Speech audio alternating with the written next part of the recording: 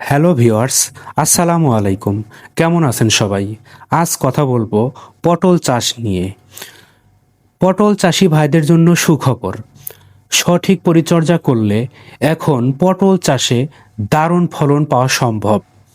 অনেক কৃষক ভাই প্রতি শতকে 300 থেকে 500 কেজি পর্যন্ত পটল উৎপাদন করেছেন।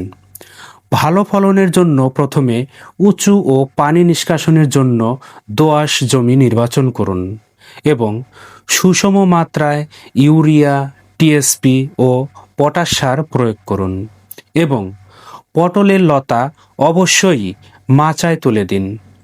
এতে গাছে আলো বাতাস ভালোভাবে পৌঁছায়, রোগ কম হয় এবং ফুল ও ফলের সংখ্যা বৃদ্ধি পায়। পাশাপাশি নিয়মিত সেচ, আগাছা দমন, ফল মাছি দমনের জন্য নিয়মিত কীটনাশক স্প্রে করুন।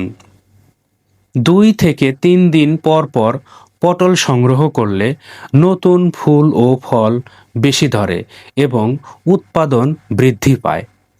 আপনি যদি পটল চাষ করে বেশি লাভ করতে চান, তাহলে এই ভিডিওটি লাইক করুন এবং কমেন্টে আপনার জেলার নাম লিখুন এবং কৃষি বিষয়ক নতুন নতুন তথ্য পেতে চ্যানেলটি সাবস্ক্রাইব করুন।